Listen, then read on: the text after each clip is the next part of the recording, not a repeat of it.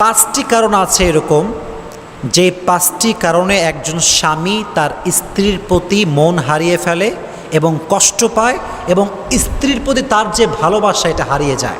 কয়টি কারণ? আহা, জোরে বলেন না, কয়টি কারণ? পাঁচটি কারণ আছে এরকম যেটা স্বামীর মন ভেঙে দেয়। এক নাম্বার, স্ত্রীর প্রতি স্বামীর মন ভেঙে যায় তখন স্ত্রী যখন অবহেলা করে।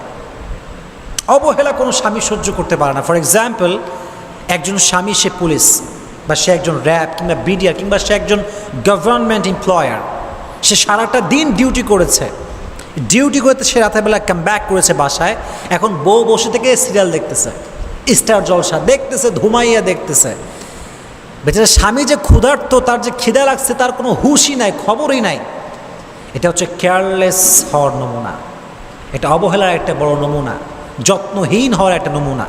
একজন যত্নশীল স্ত্রী কখনো স্বামীকে ক্ষুধার্ত রেখে টিভি সিরিয়াল দেখতে পারবে?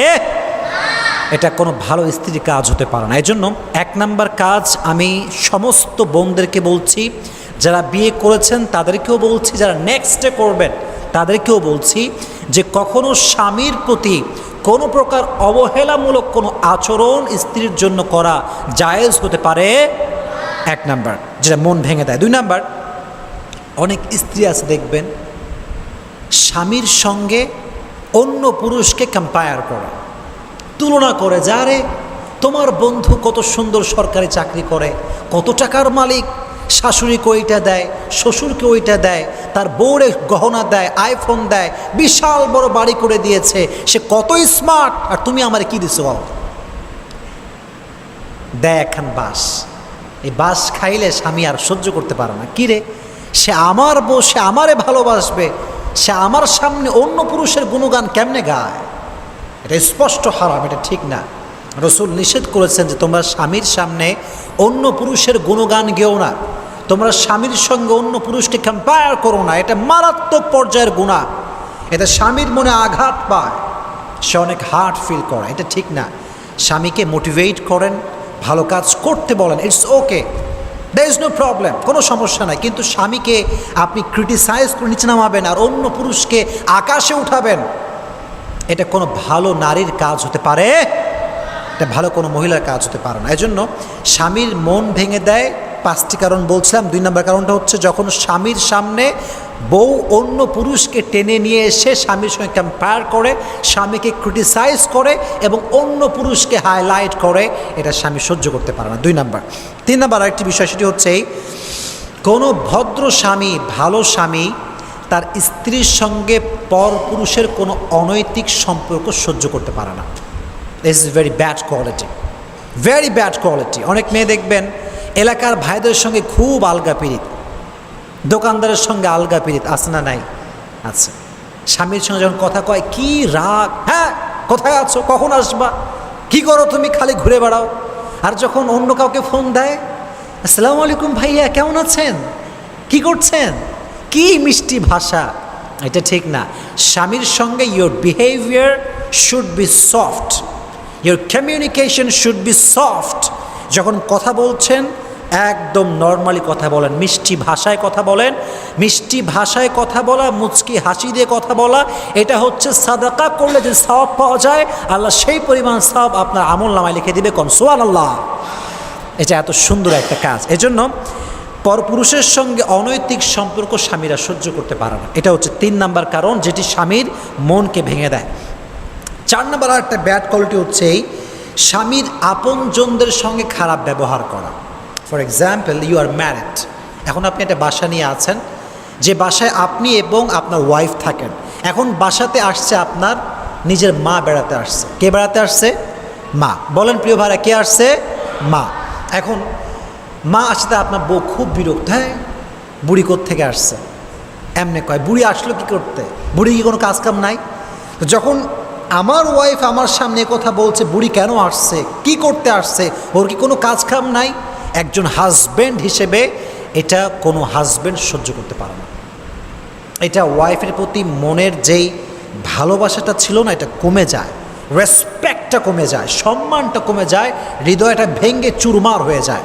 এজন্য স্ত্রীদের উচিত স্বামীর যত রিলেটিভ আছে, যত ফ্রেন্ড সার্কেল আছে, যারাই আছে আপনজন প্রিয়জন, সবার সঙ্গে গুড বিহেভ করা, ভালো ব্যবহার করা, সুন্দরভাবে আচরণ করা, যাতে করে স্বামী তার বউকে আরও বেশি ভালোবাসে। মনে রাখবেন, আমার যদি একজন ছেলে থাকে, মনে করে আমার ছোটো বাচ্চা ছেলে আছে, ওরা যদি কেউ চকলেট কিনে দেয়, আমি বাবা হিসেবে খুব খুশি ফিল করব, কারণ সে তারে দিছে মানে আমারে দিছে, কারণ সে তো আমার সন্তান। তো স্ত্রী যখন স্বামীর আপনজনকে ভালোবাসে, আপনজনকে ভালোবাসা মানে স্বামীকে ভালোবাসা। এজন্য আপনজনকে সম্মান করবেন। স্বামীর আপনজন আসলে আপনি ডিসরেসপেক্ট করতে পারবেন না, অসম্মান করতে পারবেন না। আল্লাহ মা বোনদেরকে বোঝার তৌফিক দান করুক। আপনারা সকলেই মন খুলে পড়েন আমিন। স্বামীর পছন্দের প্রতি অনীহা প্রকাশ করা, এটি একটু ভালো করে বুঝবেন, এটার একটা এক্সপ্লেনেশন আছে, ভালো করে বুঝবেন। স্বামী পছন্দ করে, ফর এক্সাম্পল বলছি, স্বামী পছন্দ করে কি?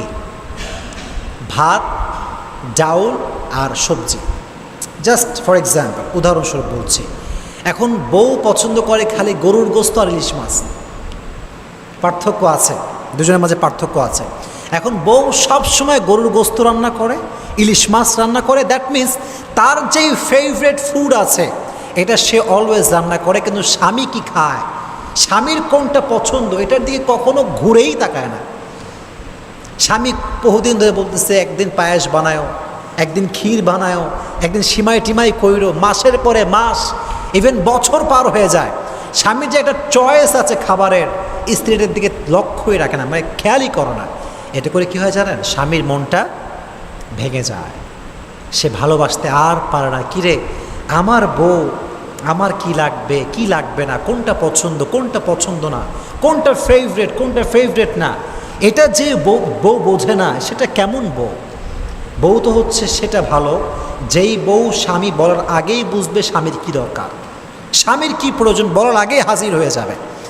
মুফতি তাকে ওসমানী সাহেবকে একবার ইন্টারভিউ নেওয়া হচ্ছিল, অনেক বড় ফেমাস একজন স্কলার পাকিস্তানের।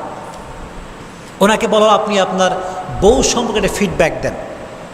বলল যে আমি আমার বউকে কখনো কোনো কাজ করতে আদেশ করি না, ইভেন আমি কোনোদিনও আমার বউকে পানিও আনতে বলি নাই। সবাই অবাক, আজীব তামাশা, নিজের ওয়াইফকে কখনো একটা আদেশও আপনি করেন নাই? বলো ইয়াস, আমি কখনো করি নাই।